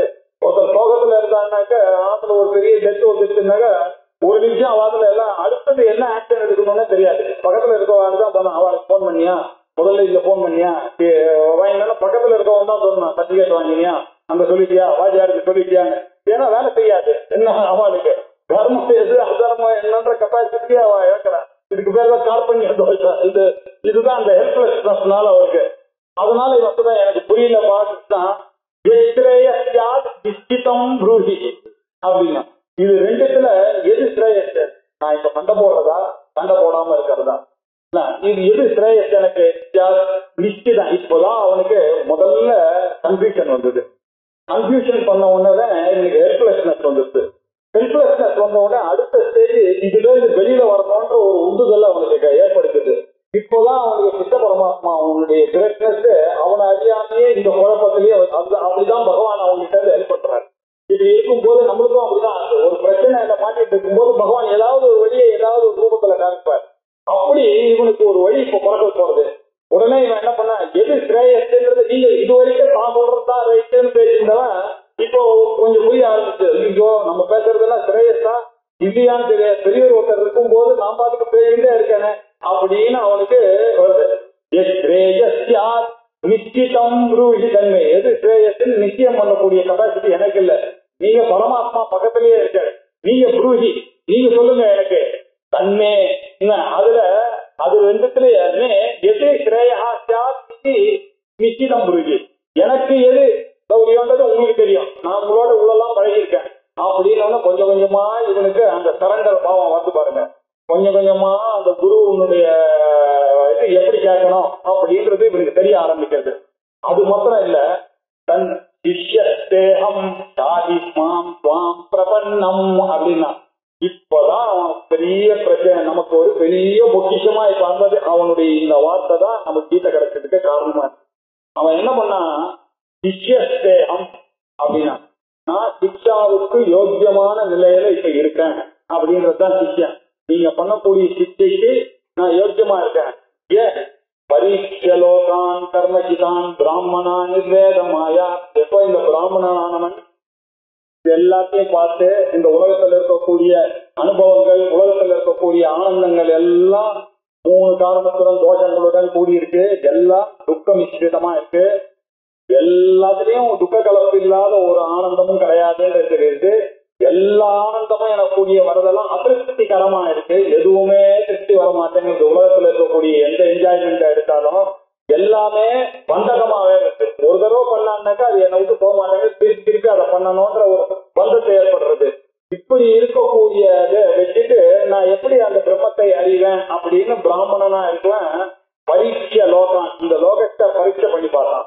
பரீட்சை லோகம் கர்மசிதான், இந்த உலகமானது கர்மாவனால உண்டானது உலகமானது. கர்மசிதான் லோகான் பரீட்சை. இந்த கர்மசிதான் லோகான் போயிட்டு நாஸ்தி அகிருதா கிருதேன, அகிருதா மோட்சா. கிருதேன கர்மனா எப்படி வரும்? மோட்சமானது நிச்சயமான ஆனந்தமாச்சு. அது இப்ப நம்ம பண்ணக்கூடிய கர்மாவனால வரக்கூடிய ஆனந்தங்கள் எல்லாமே சின்ன சின்ன ஆனந்தங்கள் தானே. சின்ன சின்ன ஆனந்தங்கள் எல்லாம் என்ன இந்த 3 தோஷத்தோட கூடினவை தானே இருக்கு அப்படின்றது அவன் கண்டுபிடிச்சான். கிருத்தேன கர்மனா மோட்சா, நம்ம செய்யக்கூடிய கர்மாவனால அந்த மோட்சமானது நாஸ்தி அகிருதா அப்படின்னா அகிருதா மோட்சா கிருதே நாஸ்தி அகிருத கிருதேன. தன்விஜயானார்த்தம் அதை அறிய வேண்டும் என்பதற்காக அதை அறிய பொருட்டு தன்விஜயானார்த்தம் சகா அந்த பிராமணனானவன் என்ன பண்ணான், குருமேவ அபிகச்சே, ஒரு குருவை நாடி அவர்கிட்ட காலில் உழவதை தவிர வேற வழியே கிடையாது. இப்படி பரீட்சை பண்ணி பார்த்ததுனால அவனுக்கு நிர்வேதமாயா, அவனுக்குன்னா இந்த உலகத்துல வேற ஒரு வெறுப்பு வந்துருக்கு. அவனுக்கு வந்த உடனே அப்போதான் அவனுடைய மனசை நன்னா வேலை செய்த உடனே அவனுக்கு பார்க்க ஒண்ணு இருந்தது. குருவைத்தான் குரு ஏவ, அந்த ஏவகாரத்துக்கு ஒரு பெரிய விசேஷம். அங்க குருனை வேற யாரும் கண்டுபிடிக்க முடியாது. ஏன்னா மிச்சவாரெல்லாம் என்ன பண்ணா, அம்மா இருக்கா, நல்லா பண்ணுவான், எல்லாம் பண்ணுவான், எல்லாம் இவனை பார்த்து பார்த்து செய்தவர் தான் அம்மாவும் அப்பாவும். ரெண்டு பேரையும் ஒன்றும் குறை சொல்றதுக்கு இல்லதான். ஆனாலும் திருப்பியும் பிறவி இல்லாத ஒரு காரியத்தை அவளால பண்ண முடியுமா? பண்ண முடியாது. அது பண்ணணும்னா அந்த அம்மாவை தான் பண்ணணும். அதனாலதான் ஸ்ரீ மாதான்னு எழுதினாரு பாஸ்கர். இந்த அம்மா ரொம்ப பூச்சியல் தான், இல்லைன்னு சொல்லல. ஆனா இந்த அம்மாவால எல்லாம் கொடுக்க முடியுமே தவிர உனக்கு பிறவி இல்லாத ஒரு காரியத்தை இந்த அம்மாவால பண்ண முடியுமான்னா அந்த அம்மாவால பண்ண முடியும். அதனாலதான் அவருக்கு வசதி ஸ்ரீ மாதான்னு ஆரம்பிச்சான் அப்படின்னு பாஸ்கர் சொல்லியிருக்காரு. அதே மாதிரி இது பிரஷ்னோபனிஷத்துல இந்த 6 விஷயம் போய் விஸ்வநாதர் கிட்ட போய் கேட்டாங்க. அவர் என்ன பண்ணாரு, உங்களெல்லாம் பார்த்தா பிரம்ம தேஜஸோட இருக்கல, நீங்க எல்லாம் பிரம்மிஷ்டாலா இருக்கல, உங்களுக்கு என்ன சொல்றது அப்படின்னாரு. இல்ல இல்ல, எங்களுக்கு ஏதோ தெரிஞ்சுக்கோங்க தவிர இன்னும் அந்த வேதாந்தமானது இன்னும் உங்களுக்கு புரியல, அதனால உங்கள்கிட்ட கேட்டுக்கிறதுக்காக தான் நீங்க ரொம்ப பெரியவர் அப்படின்னாரு. அப்போ அவர் வினயமா சொல்றாரு, எதி வித்யாசியாமஹா, அப்படி தெரிஞ்சதே ஆனால் உனக்கு சொல்லித்தரேன். அதனால நேரம் எல்லாத்துக்கும் ஒருத்தர் வேதாந்தத்தை கற்றுக் கொடுன்னா கற்றுக் கொடுக்கலாம் முடியாது. அதுக்கெல்லாம் காரணங்கள், அதுக்கெல்லாம் அதிகாரிக்கும். 1 வருஷம் சம்பத்சரம் சம்பத்யத அப்படின்னாரு. 1 வருஷம் நீங்க 6 பேர் இங்கே இருந்து இவருக்கு என்ன சுற்றுச்சூழல் எல்லாம் பண்ணணுமோ அதெல்லாம் பண்ண, அப்படி பண்ணாதான் அந்த வித்தியானது படிமளிக்கும். இல்லாம நேரம் கிட்னி அப்படின்னு சொல்லி சொல்றதெல்லாம் அந்த ஊர்ல அதெல்லாம் இந்த காலத்துல அந்த காலத்துல அப்படி. ஏன்னா இந்த வித்தியானது உங்களுடைய பிறப்பையே அடுக்கக்கூடிய வித்தியை படிக்கும் போது வித்தியை ரேட் பண்ற மாதிரி இதை ரேட் பண்ணிட முடியாது வேதாந்தத்தை. அதனால அவ என்ன பண்ணா 1 வருஷம் இருந்து இவருக்கு எல்லாம் பண்ணி ஒவ்வொருத்தரும் 1 வருஷம் ஆனோம்னா ஞாபகமா இவர் கூப்பிட்டாரு. யோகா நீங்க எல்லாம் very happy with way you are behaving, கரெக்டா இருக்கு, நீ இனிமே கேட்க ஆரம்பிங்க. ஒவ்வொன்றுக்கா பத்தி சொல்லிட்டே வந்தார். சொல்லி கடைசியில இந்த ஆத்ம வித்தியை சொல்லி பிரஜானம் பிரம்மா அப்படிங்கிற வித்தியெல்லாம் சொல்லி இந்த ஓங்கார உபாசன சத்தியத்தெல்லாம் சொல்லி எல்லாத்தையும் சொல்லி தத்துவமதி வாக்கியங்கள்லாம் சொல்லி கொடுத்த உடனே அவெல்லாம் என்ன எல்லாரும் நமஸ்காரம் பண்ணி பொம்ஹீன பிதா பரம்பரம், நீங்கள் அல்லவோ அப்பா, நீங்களை ஏன் அப்பா அப்படின்னா, எந்த அப்பா என்னுடைய அக்கறைக்கு அந்த சம்சாரத்தினுடைய அக்கறையான அந்த மோட்சத்தை நீங்க தானே எங்களை தரணம் பண்ணி வச்சீங்க, இல்லைன்னா அக்கறைக்கு நம்ம எப்படி போயிருப்போம், போனதுனா நீங்கள் அல்லவோ அப்பா அப்படின்னு சொன்னா அந்த இடத்துல ஆச்சாரியர் பாக்கியா இருக்காரு. இந்த அப்பாவே தர்ம பெற்று போட்டா இந்த அப்பாவே பூஜ்யராக இருந்தாலும் அவருக்கே நீங்க பிரார்த்தாதிகாரம் எல்லாம் பண்ணாலும் இந்த ஆத்ம ஞானம்ன்றத கொடுக்கிறவர் தான் உண்மையான அப்பா அப்படின்றதுனாலதான் இந்த உபனிஷத் எங்களுக்கு பிதா பரம்பாரம் தாழ்ச்சி, அந்த அக்கறையே காட்டினவர் தான் உண்மையான அப்பா அப்படின்னு சொல்லக்கூடிய குரு. சரி, இந்த குருக்கு என்ன லட்சணம் அப்படின்னா, யார் இப்படி என்கிட்ட அந்த கத்துக்கூடு அப்படின்னு கேட்டான்னாக்கா அந்த குருவானவன் என்ன ஏதுன்னா பார்க்கக்கூடாது, அவனை சரி கட்டி அவனுக்கு சொல்லி கொடுக்கணும். எல்லா வேலையும் எல்லா ப்ராப்ளமும் இருக்கதான் இருக்கும். அவர் என்ன பண்ணணும், அவருக்கு புரியுற மாதிரி சொல்றதுதான் ஒரு குருவனுடைய, அதுக்கு பேர் தான் குரு கிருப்பான்னு பேரு. அந்த குருவை நினைச்சுட்டு ஆயிடுவான். போய் அவருடைய காலில் போய் சிஷ்யத்தே உங்களுடைய சிஷ்யன் நானு அப்படின்னு சொன்னதுனால இப்ப என்ன ஆச்சுன்னா, எப்போ சிஷ்யன்னு ஒரு காலில் உழுந்துட்டானாக்க அது பண்ற என்ன, அவன் உழுந்ததோட இல்லாம பாருங்க, அவனுடைய வாயில இருந்து வந்த இவ்வளவு நேரம் உலகின ஆளு அவன் வாயில இருந்து முட்டு முட்டா வார்த்தைகள்லாம் வருது. சாதி மாம் துவாம் பிரபன்னம், துவாம் பிரபன்னம், உங்களை நான் பிரபத்தி பண்ணுகிறேன் அப்படின்னா என்ன, சரணாகதி பண்ணுகிறேன், ஆத்ம நிவேதனம் பண்ணுகிறேன், உங்களுக்கு எல்லாவற்றையும் தியாகம் பண்ணி ஒருத்தருக்கு நமஸ்காரம் பண்றாருன்னா என்ன, எல்லாத்தையும் விட்டுட்டு நான் உங்களுக்கு என்னுடைய ஈகோ மமகாரம் அகங்காரம் இது எல்லாத்தையும் விட்டுட்டு சாஸ்தாங்கமா உங்களுக்கு நமஸ்காரம் பண்றேன் அப்படின்னு போறதுக்கு பேர் தானே பிரபத்தி. துர்காம் தேவிகும் சரணமகம் பிரபத்தியே அப்படின்லாம் சொல்லி இப்படிதான் இந்த பிரபத்தி இருக்கு. இந்த பிரபத்தின்றது நம்மளுடைய அத்வைதத்துல எல்லா வேதத்திலும் இருக்கக்கூடிய கான்செப்ட் தான் இது. இது ஏதோ ஒரு சாராருக்கு தான் இருக்குன்னு நினைச்சுக்க கூடாது, எல்லாருக்கும் இருக்கு. சரணாகதி இல்லாம கிடையாது. சரணாகதி பண்றவனுக்கு தான் இந்த வித்தியை நம்ம கொடுக்க முடியும் அப்படின்றதுனால அந்த சரணாகதியில ஒரு விசேஷம் இருக்கு. ரெண்டு தெரிஞ்சுக்கிறோம் இந்த சந்தர்ப்பத்துல. மர்கட கிஷோர நியாயம்னு ஒண்ணு இருக்கு,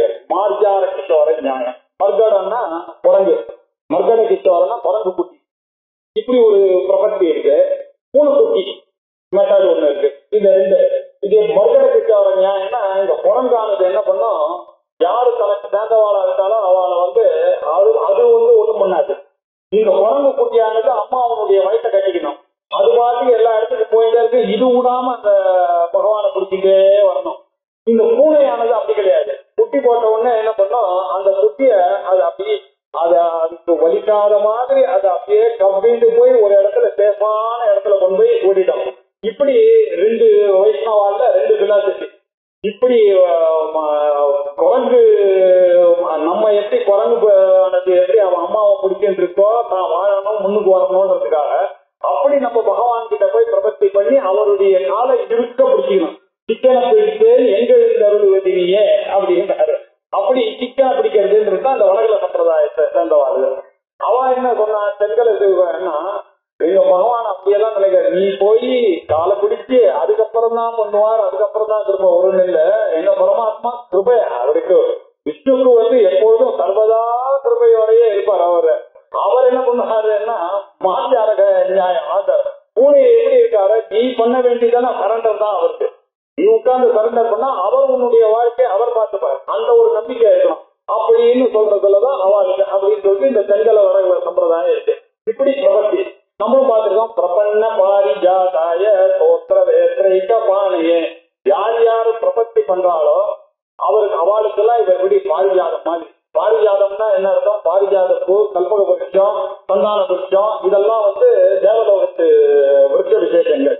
இவெல்லாம் என்ன பண்ணோம்னா நீங்க என்ன சித்தாமணி, நீங்க என்ன நினைக்கிறீங்களோ அதை கொடுக்கும். கல்பக விருட்சம் நீங்க போய் அதுக்கிட்ட என்ன கல்பனை பண்றீங்களோ அதை கொடுக்கும். பாரிஜாத பூ கிட்ட வாசல்ல போய் நின்று அந்த பாரிஜாத விருட்சத்துக்கிட்ட போய் நீங்க என்னெல்லாம் கேட்கறீங்களோ அதை கொடுக்கும். அப்படின்னா அவ்வளவு கருணை அந்த பாரிஜாதத்துக்கு.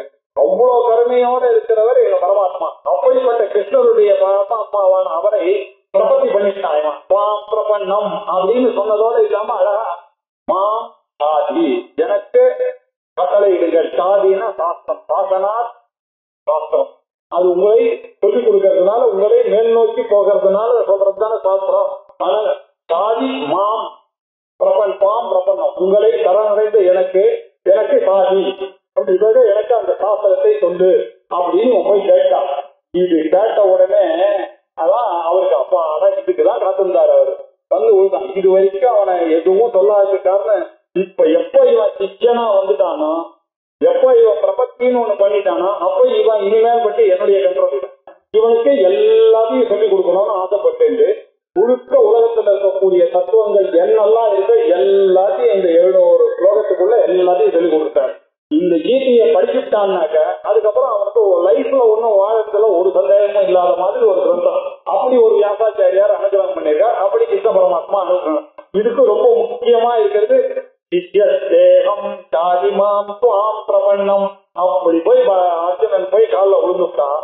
விழுந்ததோட சொன்னான நகி பிரபஷ்யாமி மமாபனுத்யான் யோகமுச்சோஷன இந்திரியானாம் அவாப்ய பூமௌ அசபத்சமிருத்தம் ராஜ்யம் சுராணாம் அபிசாதிபத்யம். இவன் என்ன பண்ணா பாருங்க, இவனுக்கு வைராக்கியம் வேற இப்ப வரது சொல்லுது. இவன் என்ன பண்ணா விஹாமுத்ராந்த பலபோக விராகா அப்படின்னு நம்ம கண்டிஷன். நித்யானித்திய வஸ்து விவேகா மிக அமுத்ராந்த பலபோக விராகா. இந்த ஊர்லயே எனக்கு எதுவும் வேண்டாம், மேல்லோகத்திலேயே எனக்கு வேண்டாம், எனக்கு ஒரு பிரம்மத்தை தான் தெரிஞ்சுக்கணும் அப்படின்ற ஒரு தீவிரமான வைராக்கியம் யாருக்கு இருக்கோ அவனுக்கு தான் இந்த வேதாந்த சமயம். இவன் பாருங்க சொல்றான் நகி பிரபஷ்யாமி மமாபனுத்யாத், எனக்கு இந்த சோகத்தை போகக்கூடியதான ஒரு வழியே எனக்கு தெரியவில்லை, அதனாலதான் காலில் ஊருக்கேன். ஹெல்ப்லெஸ்னஸ், எனக்கு ஒண்ணுமே தெரியல. இந்திரியானம், என்னுடைய இந்திரியங்கள் எல்லாம் உச்சோஷனம்னாக்க எல்லாம் உலர்ந்து போச்சு. என்னுடைய மைண்டு வீண்டு இந்திரியங்கள் எல்லாமே எதுவுமே வேலை செய்யல, எல்லாம் ஆயிடுச்சு. அவாப்ய பூமௌ அசபத்னம் ரித்தம். அசபத்னம் அப்படின்னா சபத்னா எதிரி. எதிரி இல்லாததான ஒரு பூமியே எனக்கு வேணும்னா கூட நான் என்ன ரசிக்க போறேன்? எதிரியே இல்லாத ஒரு பூமியே இந்த லோகம் முழுக்க இந்த உலோகத்துல என்னெல்லாம் இருக்கோ அதெல்லாம் எனக்கு வந்தா கூட எனக்கு ஒன்னும் ஒரு கிரயத்தையும் நான் பார்க்க போறது இல்லை. அது மாத்திரம் இல்ல, ருத்தம். என்ன ருத்தம்னாக்கா வளமை. எதிரி இல்லாததான ஒரு விஷயமோ வளத்தோட இருக்கக்கூடிய ராஜ்யமோ இந்த பூமோ அவாப்பிய இதை அறிந்து நான் என்ன கிரயத்தை காண போறேன்? அதனால நகி பிரபஷ்யாமி நான் எந்த ஒரு திரையத்தையும் பார்க்கல. சுராணாமதிச்ச ஆதிபத்தியம். ஏன் இவ்வளவு தூரத்துக்கு மேல் லோகத்துக்கு போய் இந்திர பதவியே எனக்கு கொடுக்கல, அங்க அமராவதிக்கு நான் தான் இல்லைன்னு காரணேஷன் பண்ணா கூட எனக்கு வேண்டாம் அப்படின்னு உனக்கு இக அமுத்திரார்த்த பல போக விராகம் வந்துருச்சு இவனுக்கு. ஆகையினால அப்படின்னாக்க இப்ப என்னாச்சு, இவனுக்கு அதிகாரித்துவம் வந்துருச்சு. அப்படின்னாக்க இவனுக்கு ஆரம்பிக்க வேண்டியதுதான் இல்லையா, இவனுக்கு வேதாந்தத்தை சொல்லிக் கொடுக்க ஆரம்பிக்க வேண்டியதுதான். ஸ்தூல சூக்மகாரண சரீராத்தி பஞ்சகோஷ அதிகாவத்தை இருக்கவே இருக்கு நமக்கு. இது எல்லாத்தையும் இப்ப ஆரம்பிக்க போறாரு. அப்போ எதுல இருந்து ஆரம்பிக்கிறதா அசோ ஜானன்வசோச்சத்துவம் அப்படின்ற ஸ்லோகத்துல ஆரம்பிக்க போறாரு. இந்த இடத்துல சஞ்சயன் என்ன பண்றான், நிறுத்தி இந்த விஷயத்தை திருதராஷ்டிரனுக்கு சொல்றான். ஏவம் உக்த்வா ரிஷிகேஷம் குடாகேஷ பரந்தப நயோஸ்யைதி கோவிந்தம் உக்த்வா தூஷ்ணீம் பபூவஹ. ஏவம் உக்த்வா ரிஷிகேஷனை பார்த்து குடாகேஷன் இப்படி சொன்னான். குடாகேஷன் அப்படின்னா குடாக்கான தூக்கம், தூக்கத்தை ஜெயிச்சவன் அப்படின்னா என்ன, அலர்ட்டா ஆயிட்டான். இப்போ அலர்ட்டான அந்த அர்ஜுனன் எப்போதுமே அலர்ட்டா இருக்கிறவன் தான். நடுவுல ஏதோ சோகத்துல ஆயிடுச்சு. அப்படி இருக்கக்கூடிய அந்த ஆக்டிவான அந்த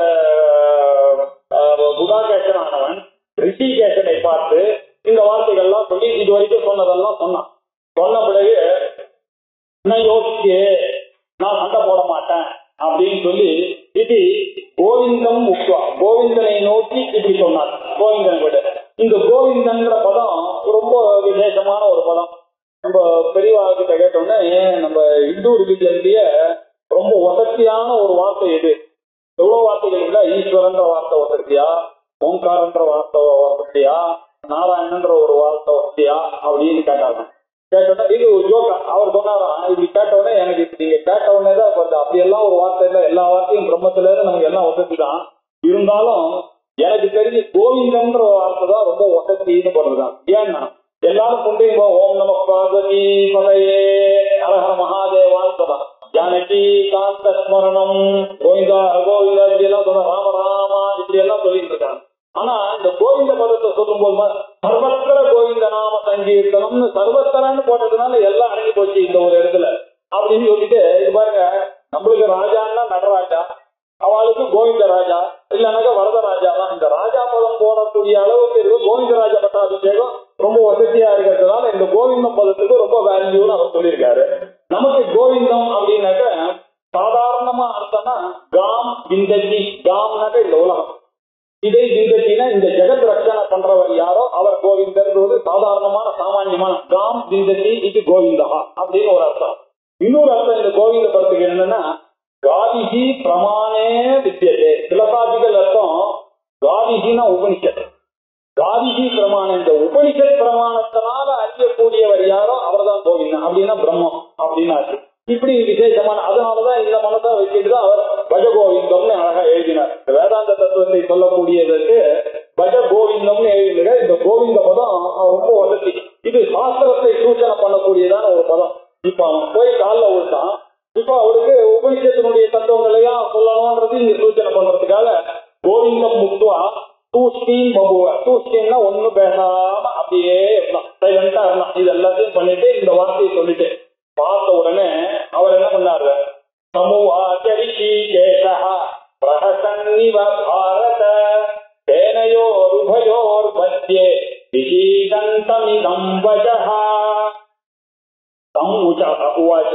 அப்படிப்பட்ட அந்த அர்ஜுனனான அவனை என்ன பண்ணார், சோக மோகாதி சம்சார பீஜத்தினால ஆழ்ந்து இருக்கக்கூடிய அகங்கார மமக்கார அபிலாஷையினால ஆழ்ந்து கொண்டிருக்கிற அந்த அர்ஜுனனை பார்த்து ரிஷிகேஷா, ரிஷிகானாம் ஈஷா, இந்திரியங்களை எல்லாம் கண்ட்ரோல் பண்ணக்கூடியதான இந்த ரிஷிகேஷனான பரமாத்மாவானவர் பிரகசன்னிவ, அவருக்கு என்னைக்கும் அவருக்கு அவருடைய மறக்க சந்தோஷமா சிரிச்சு கொண்டே ஆசமா சிரிப்பா இதெல்லாத்தையும் அவர் சிரிச்சுட்டே தான் பாக்குறாரு. இவன் வளர்றதெல்லாம் அவரும் கூட சேர்த்து நம்மள மாதிரி ஃப்ரெண்டு ஒண்ணு அடிக்கும் அப்படின்லாம் தான் அவர் கேட்கல. அவர் சிரிச்சுட்டே தெரியும். நமக்கு ஒரு காரியம் ஆகணும்னாக்க பார்த்து அப்படியா சார் அப்படிங்க நிஜமாக அப்படியா இல்ல அதே எனக்கு பெனிஃபிட் பின்னாடி இன்கிரிமெண்ட் அப்படியெல்லாம் அவர் பண்ணல. பிரகசன்னிவ அப்படி சிரிச்சுட்டே அவர் கேட்டார். சமுவாச்ச ரிஷிகேஷா பிரகசன்னிவ ஹே பாரத அப்படின்னு சொல்லி சேனையோகோ உபயோகோ சேனையோகோ மத்தியே விஜீகண்டம் மனக்குழப்பத்தை அடைந்த அவனை பார்த்து இதம் வச்சகா உவாச்ச இந்த வார்த்தையை சொன்னார். எந்த வார்த்தையை சொன்னார்? அதோக்யானன்பதோஷத்வம் பிரஜாவாதான் பிரபாஷதே கதாசூன கதாசூஞ்ச நானுஷோசந்தி பண்டிதாக. இது எந்த இடத்துல போய் சொன்னார் பாருங்க, சேனையோர் உபயோகம் மத்திய போர்க்களத்துல போய் இது கரெக்டா இது இல்லையா இதெல்லாம் நம்ம முன்னோர்கள்லாம் பார்க்கல. we are not interested. நம்மளுக்கு வேண்டியது அவருடைய வாயிலிருந்து வரக்கூடிய வேதாந்தம், அதுதான் நமக்கு முக்கியமே தவிர இது எங்க நடந்தது இது எப்படி பார்த்தது இந்த மாதிரி எல்லாம் குதர்க்கங்கள் எல்லாம் நம்ம யாரும் ஆச்சாரியார்கள் யாரும் டிஸ்கஸே பண்ணல. நம்ம எங்கேயிருந்து வந்தா என்ன, நமக்கு வேண்டியது இந்த டீச்சிங் வியாசனுடைய முகத்துல இருந்து முகார விந்தத்துல இருந்து வந்திருக்கு. அவரே பரமாத்மா, அவர் பரமாத்மா சொன்ன வாக்கியமா இருக்கிறதுனால சேனையில வந்தா என்ன இங்க வந்தா என்ன இந்த சாஸ்திரம் தான் ரொம்ப வசதி அப்படின்றது. ஆனா வந்த விஷயமானது என்ன, சர்வ வேதத்தினுடைய சாரத்தை சொல்ல போறார். இந்த சர்வவேத சாரமானது அசோச்சியா அன்பசோச்சத்துவ சாஸ்திரத்துல இருந்து ஆரம்பிக்கிறது. அதுல இருந்துதான் சாஸ்திரம் ஆரம்பம். இங்க அங்கேருந்து சர்வதர்மான் பரித்திய மாமேகம் சரணம் பிரஜ அப்படின்னு சொல்லக்கூடிய 66வது ஸ்லோகம் வரைக்கும் இந்த சாஸ்திரமானது சொல்ல போது. இது மோட்சத்தை நமக்கு சொல்வதற்காக வந்த சாஸ்திரம். திருப்பி இதை ஞாபகம் வச்சுக்கலாம். இது வேதாந்தம் முழுக்க, இது வேற எதையோ சொல்றதுக்காக வரல. இதுக்கு நடுவுல நம்ம வாழ்க்கைக்கு தேவையான விஷயங்களும் இதுல வருது. அதை பண்ணிட்டு நம்ம பிடிச்சிட்டு நம்ம முன்னுக்கு வரோம், அது வேணும். ஆனா பிரைமரி கோல் என்னன்னா அந்த பிரம்மத்தை தெரிஞ்சுக்கிறது தான் இங்கேயும் வரும். ஜீவ பிரம்ம ஐக்கியம் தான் இங்கேயும் கோல். அந்த ஒரு ஞானத்தை ஞானாதேவது கைவத்தியம் அந்த ஞானத்தை சொல்றதுக்காக கஷேத்திர விபாக ஞானத்தை சொல்றதுக்காக தான் இந்த சாஸ்திரமானது ஆரம்பிக்கிறது. இதனுடைய மேற்கொண்டு அடுத்த திங்கட்கிழமை இந்த அசோசிய அண்ணன் பார்க்கலாம்.